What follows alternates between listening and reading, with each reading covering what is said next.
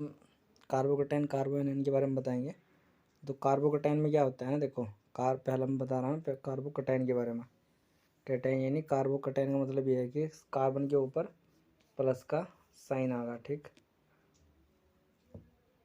तो कार्बोकैटायन में क्या होगा, देखो सबसे ज़्यादा जो, अब पहली बात तो है कि कार्बोकैटायन है तो जाहिर सी बात है कि उसके अंदर उस पर ना इलेक्ट्रॉन्स के पास कमी है। अगर कोई कार्बोकैटायन यानी प्लस है ना, तो इससे मतलब है कि उसके पास क्या है, इलेक्ट्रॉन की बहुत ज़्यादा कमी है ना, तो उसको बोलते हैं हम कार्बोकैटायन। तो जो कार्बोकैटायन होता है ना, देखो सबसे ज़्यादा होता है ये इपोक्साइड वाला, इपोक्साइड वाला सबसे ज़्यादा होता है। फिर ये होता है, देखो इस पर कितने कार्बन है, ये इस पर होते हैं पूरे के पूरे 1 2 3 4 5 6 7, इस पर सेवन सेवन कार्बन होते हैं ये सबसे। फिर उसके बाद होता है ये, फिर होता है देखो ये 3 डिग्री, ये पीएच लिखा हुआ ना जहाँ पे, इस पीएच का मतलब होता है बेंजीन रिंग। इसका मतलब क्या होता है, बेंजीन रिंग, ठीक है ना, पीएच का मतलब। तो जो पीएच होगा ना, इसका मतलब क्या होता है, बेंजीन की रिंग। तो इस बेंजीन रिंग से कितने कार्बन जुड़ रहे हैं, देखो पहला इस कार्बोकैटायन से कितनी बेंजीन जुड़ रही, 3 बेंजीन। फिर दूसरे में क्या हो, उस कार्बन से कितनी जुड़ रही, इस वाले कार्बन से कितनी जुड़ रही बेंजीन, 2 बेंजीन। ठीक, इससे कितनी जुड़ रही, 2, और इससे कितनी जुड़ रही, 1। फिर ये हो गया हमारा बेंजीन वाला। तो जितनी ज़्यादा बेंजीन रिंग जुड़ेगी कार्बोकैटायन से, तो उतना ही ज़्यादा स्टेबल होगा, इतना ध्यान रखना। फिर उसके बाद आते हैं एल्कीन वाले ऑप्शन आ जाते हैं ना। देखो यहाँ पे ये एल्कीन आ गई, एक कार्बोकैटायन के साथ जुड़ी कौन, एल्कीन, ठीक है ना। तो एल्कीन ज़्यादा स्टेबल होती है किससे, अगर सिंगल बॉन्ड वो हो ना, देखो एल्कीन ज़्यादा बड़ वो होती है, एल्कीन वाला पोर्सन, ठीक, सेट जेप के अकॉर्डिंग, ये सेट जेप रूल लागू होता है यहाँ पे ना। फिर उसके बाद ये वाला होता है ना, देखो कार्बोकैटायन के साथ कितने एल्काइल ग्रुप जुड़ रहे हैं, 3। फिर यहाँ कितने जुड़ रहे हैं, 2। फिर इसमें जुड़ रहा है 1 सिंगल, फिर उसके यहाँ सिंगल ही कार्बोकैटायन आ गया। फिर यहाँ पे देखो ये सबसे वो होते हैं, मतलब कि ये सबसे वीक कार्बोकैटायन होते हैं, ये सबसे ज़्यादा कार्बोकैटायन वीक कार्बोकैटायन होता है, ठीक है। तो ये ऑर्डर इसी तरीके से इसको दिमाग में रख लेना, ठीक। फिर उसके बाद आता है कार्बोकैटायन के बाद आता है कार्बोएनायन। कार्बोएनायन यहाँ पर तीसरे नंबर पर दे रखा है, ठीक है ना। कार्बोएनायन के साथ भी कितनी जुड़ रही, 3 बेंजीन जुड़ रही। फिर यहाँ 2 बेंजीन, फिर 1 बेंजीन, वही जैसे आया था वैसे यहाँ पर,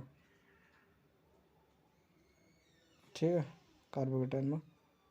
फिर यहाँ पर ना सिंगल, देखो CH3 ये सिंगल आ गया है, CH3 यहाँ कार्बोकैटायन पहले बाद में आता था, इसमें क्या आएगा पहले ही। फिर इसके बाद कहने का मतलब ये है ना, इसमें प्राइमरी डिग्री, प्राइमरी, फिर होता है सेकेंडरी, फिर उसके बाद होता है टर्सरी कार्बोएनायन के अंदर, ठीक। कार्बोएनायन के अंदर पहला सेकेंड फर्स्ट होता है, फिर सेकेंड, उसके बाद क्या होता है थर्ड, इस तरीके से होता है, ठीक है ना। तो ये हो गया हमारा कार्बोकैटायन, ठीक।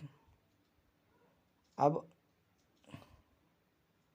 3 डिग्री जो एल्काइल सबसे वीक होता है वो, तो उसके बाद फिर रेडिकल होता है। फिर रेडिकल में भी ऐसे होता है, देखो फिर रेडिकल के साथ क्या हो रहा है, 3 3 कोण आ गए, 3 PH3 आ गया, यानी मतलब एक तरीके से बेंजीन रिंग, फिनाइल और 2, फिर 1, फिर वही आ गया एल्कीन वाला।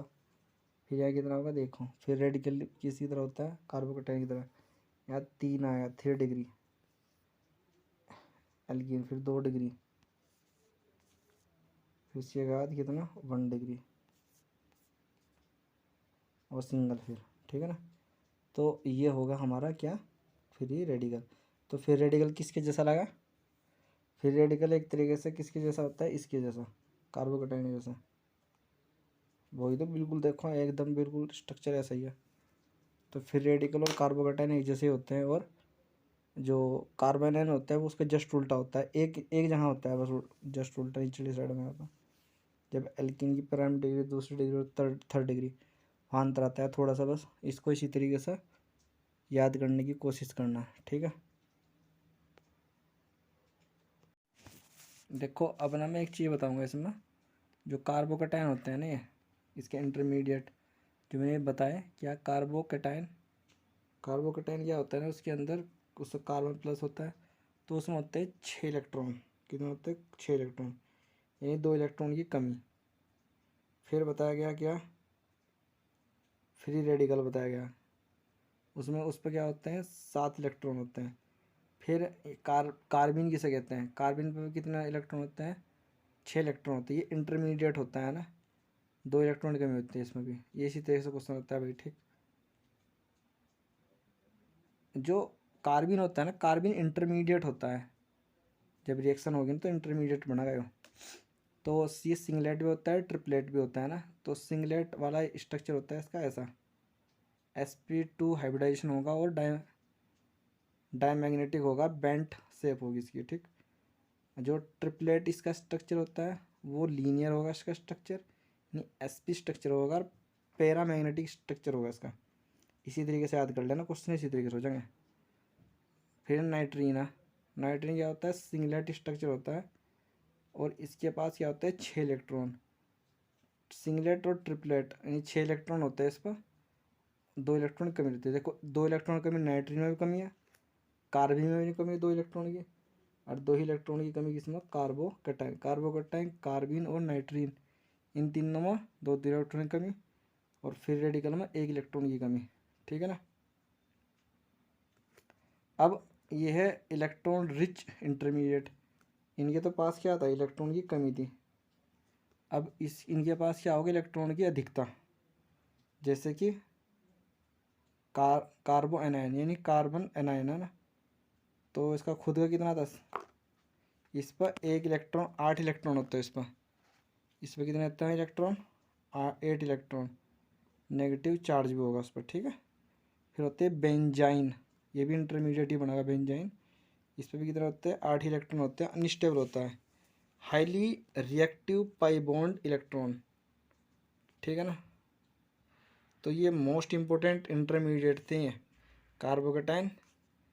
एक तो था कार्बोकैटायन, एक था फ्री रेडिकल, एक था यहाँ पर कार्बिन, एक था यहाँ पर नाइट्रीन, और ये दो इंटरमीडिएट ये थे कार्बोनाइन और बेंजाइन। ये भाई ये इंपॉर्टेंट है, इनके मैंने स्ट्रक्चर बता दिया, सब कुछ बता दिया ना।